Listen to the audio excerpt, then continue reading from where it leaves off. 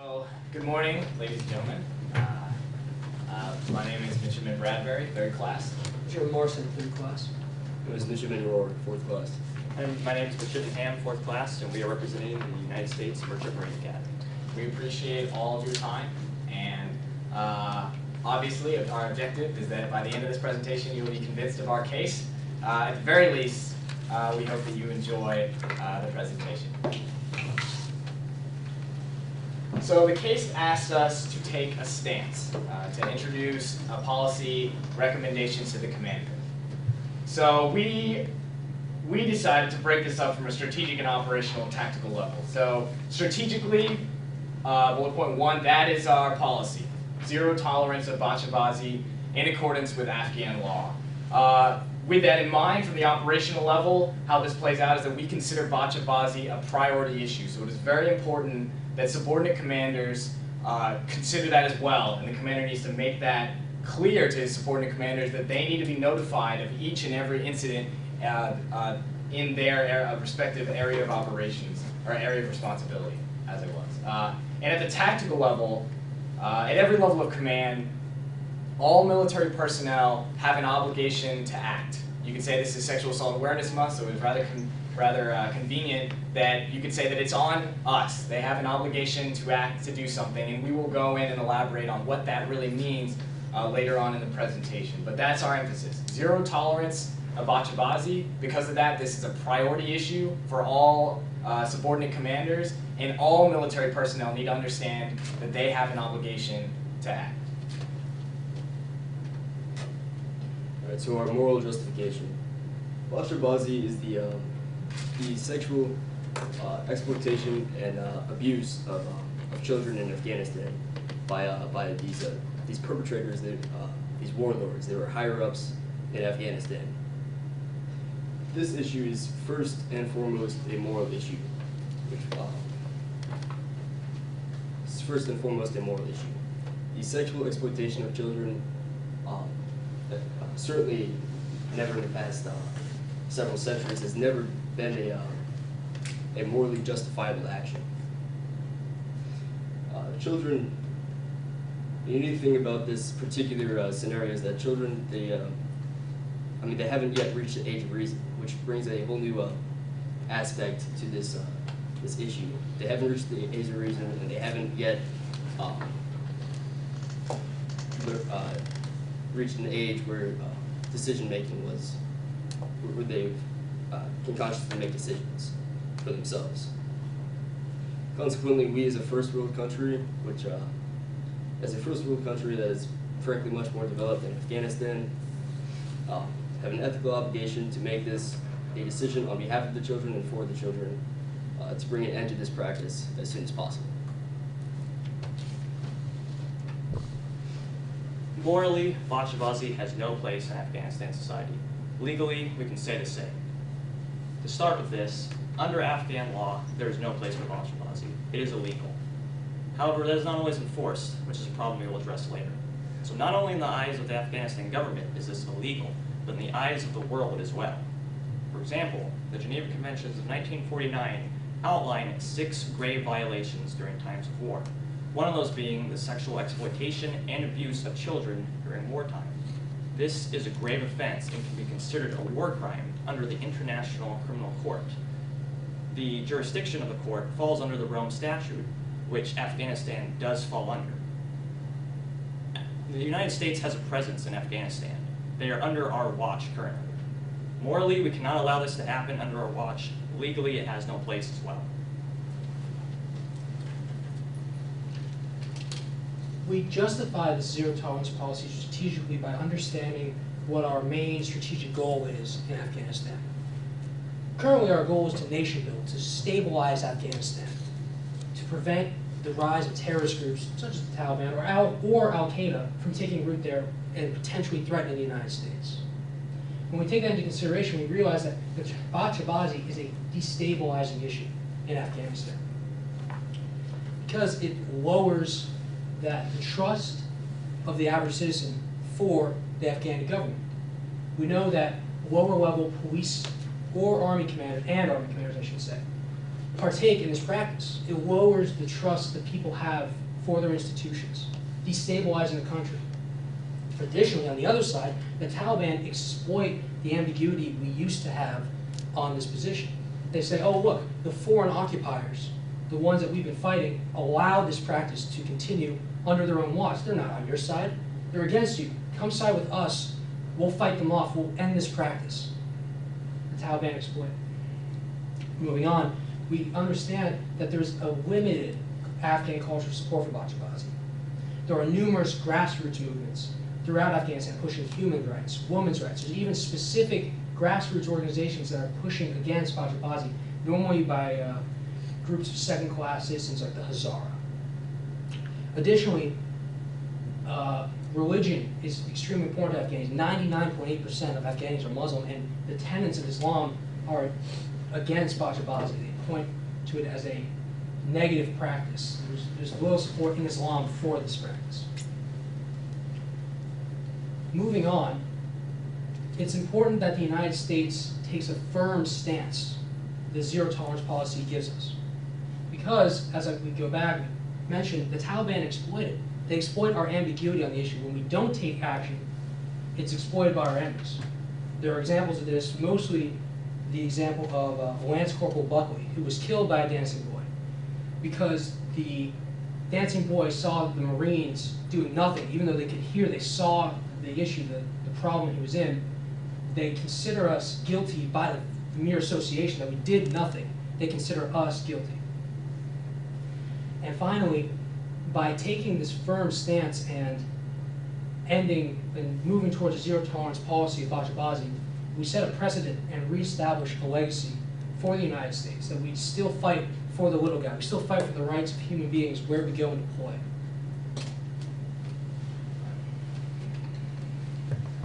So policy execution. How does our policy really play out? And the emphasis here is those individuals who have a more boots on the ground, tactical, situational awareness, and it's their job to really confront it. So this is like junior officers, junior and senior enlisted, who really are going to be the ones dealing with this issue. So how does this play out?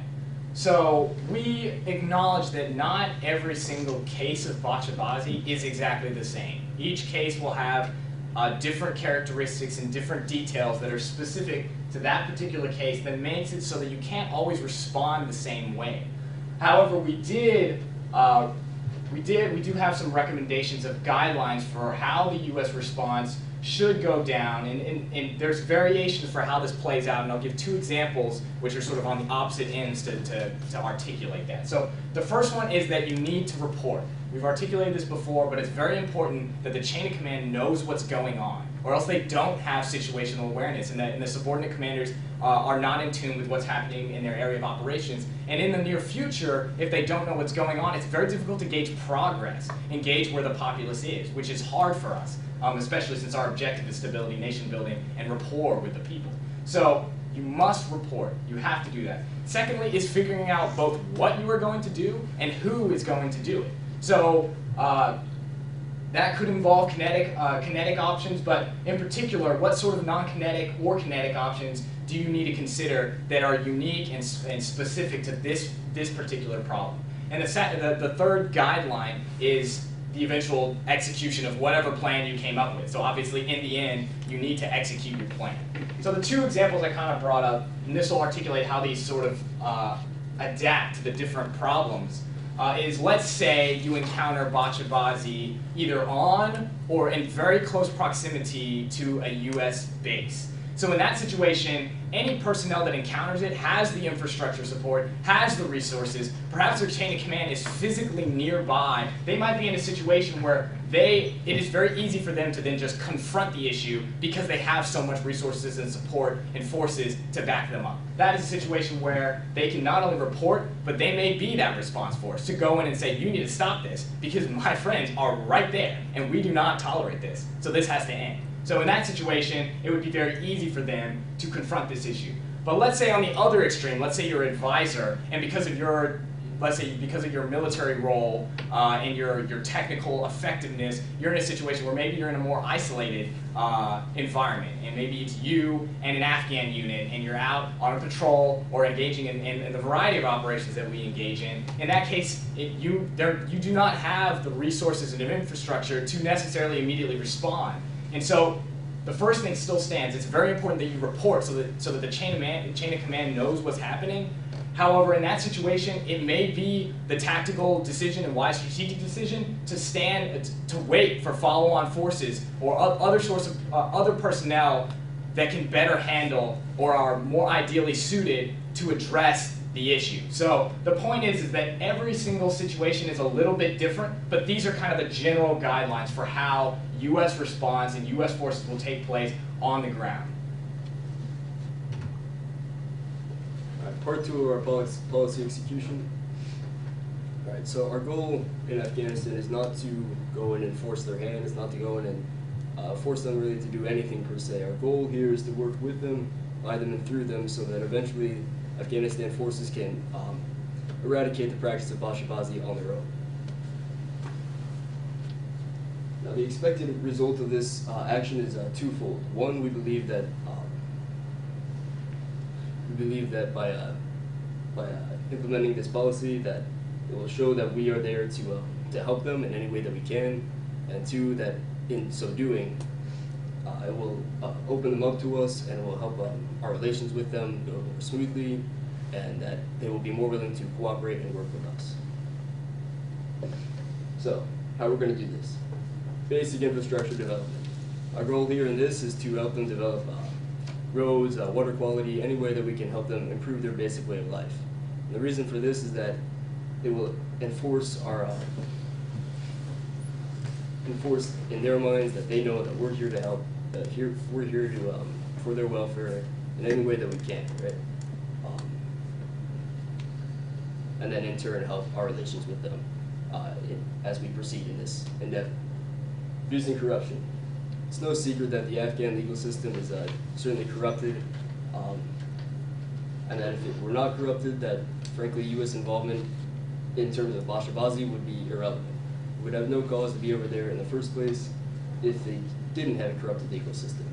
It's because that they cannot, that their police force is not strong enough and not developed enough to handle the issue on their own, that we have to come in and help them develop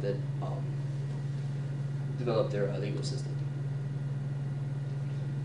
Cyber infrastructure.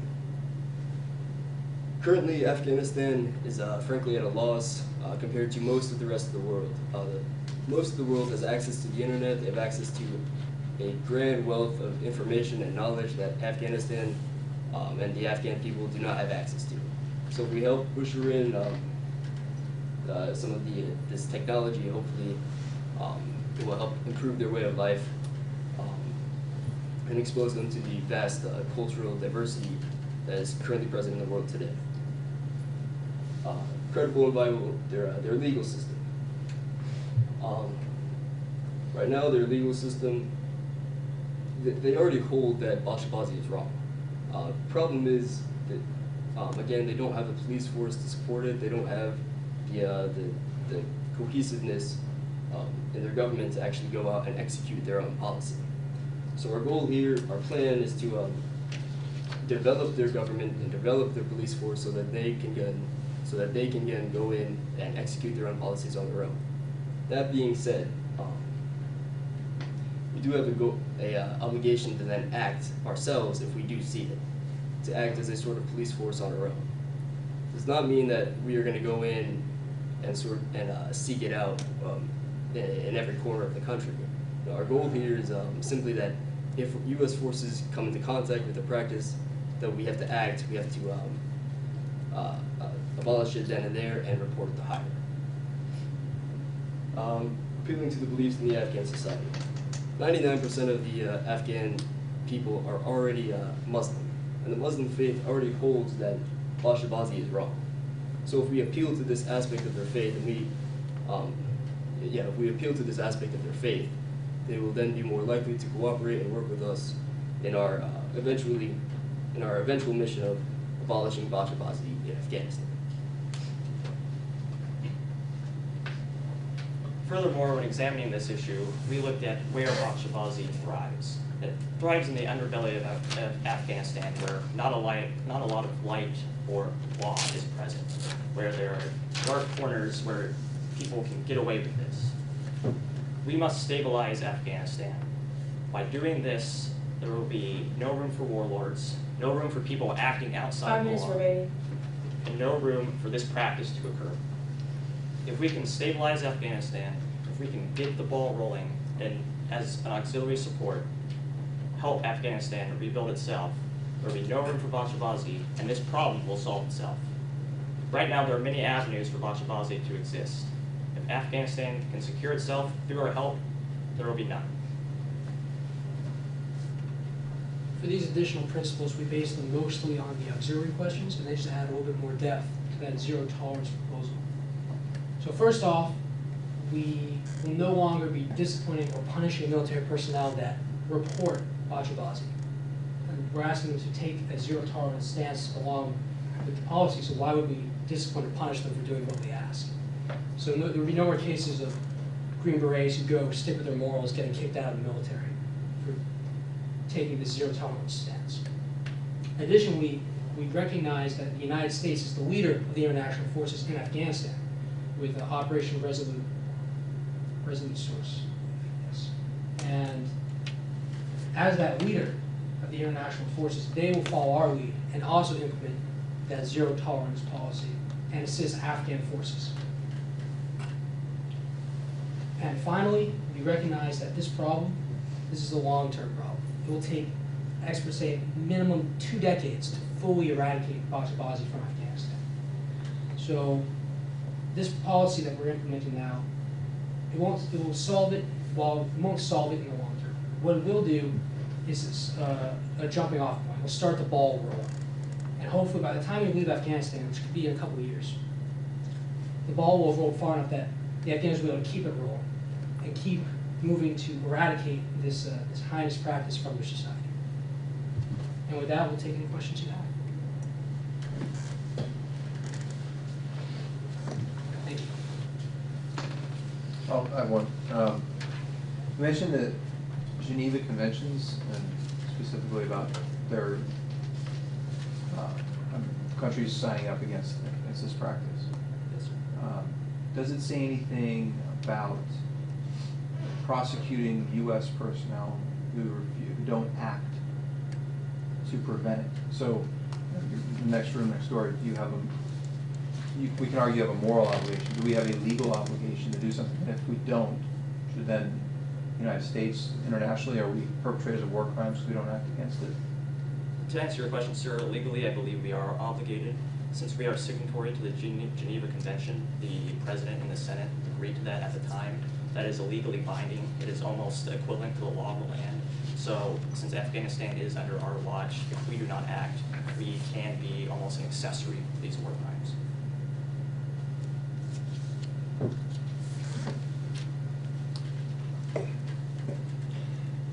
What do you, may I just ask, in your discussion of zero tolerance and obligation to ask, how did you discuss and calculate risk to U.S. forces on intervention? In other words, at the tactical level, you may have to use deadly force when you intervene to rescue. So how did that figure into your discussions? Placing U.S. personnel at risk of combat death and loss over this issue? Right. Risk is pretty much always involved in war.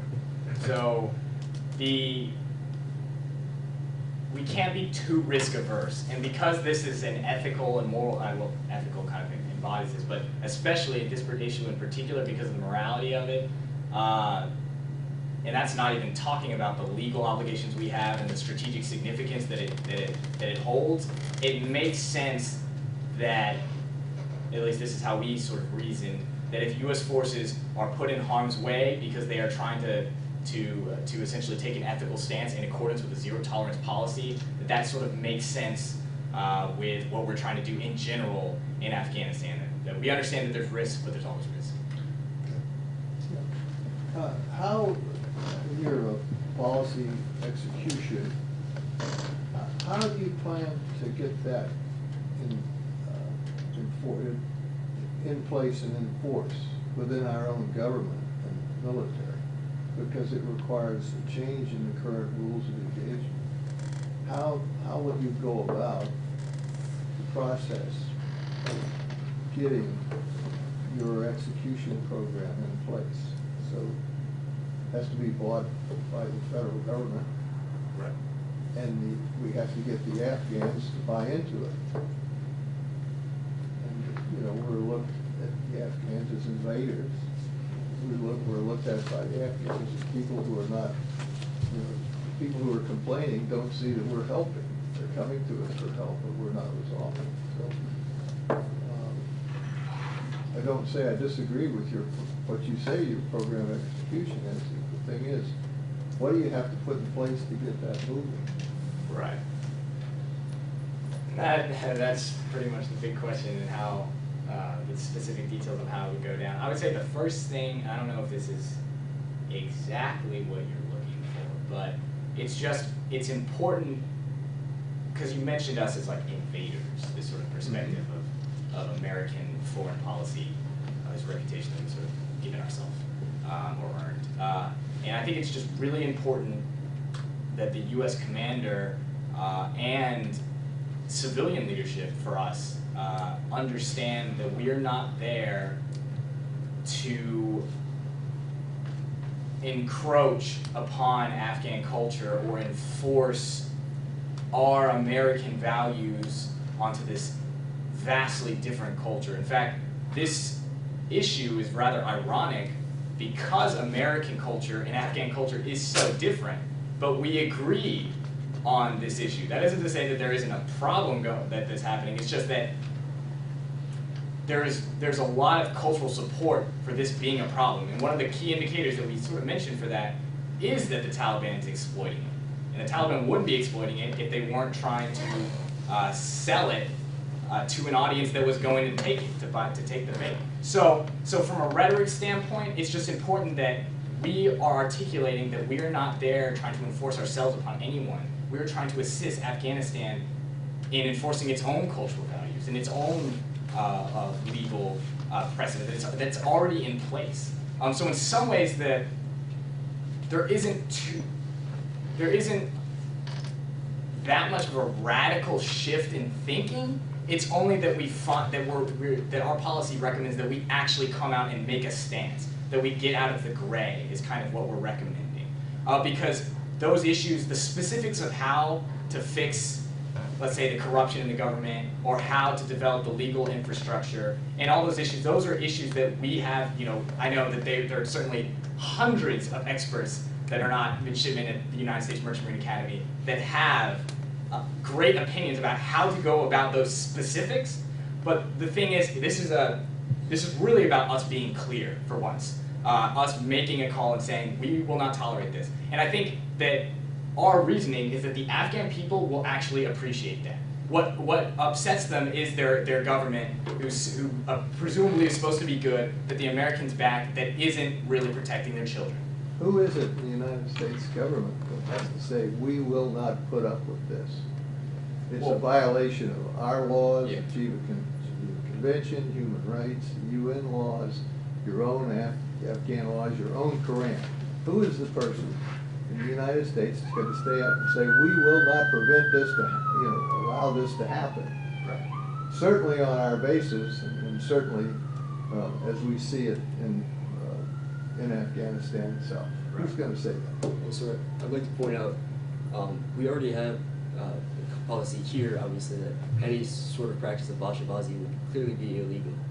And given that the Constitution, like, already says men are created equally, I think it implies that, frankly, America has already stated we don't tolerate that sort of practice at any level.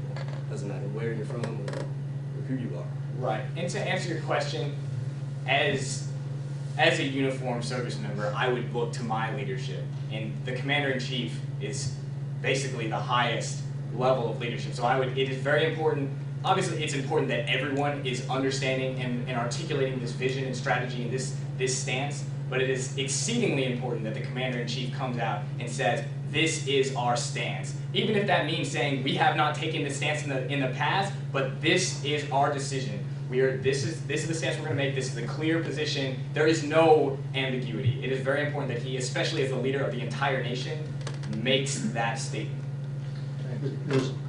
You said in part of your strategy that we should adopt the policy that we would no longer hold or negatively impact the careers of the U.S. people who reported incidents, or something to that effect. Did you have the impression that that was widespread, that we were in fact ruining the careers, etc., of our people who merely reported? No. So, all right. So the reason why we included that bullet point, I guess the first way to answer your question is that we didn't.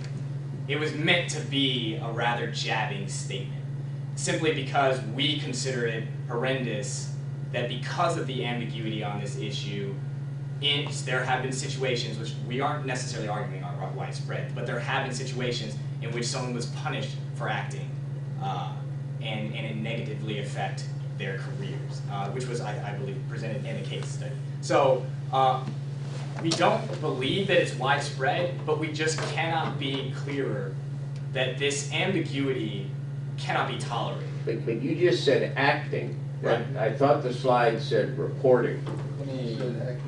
It said acting? It said acting. I think we articulated reporting, which is on bad. I think we actually stated for taking actions, exactly. All right. What is the, or what circumstances would cause you to hit the inflection point to change and walk away from this policy? Are there strategic objectives that would outweigh your policy if the Afghan government resisted?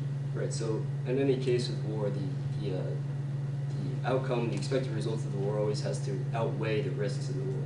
Right now, there's a pretty big risk that the Taliban has and will continue to exploit all of these issues. They're gaining Afghan people on their side because Taliban holds that they don't support Bacha Bazi.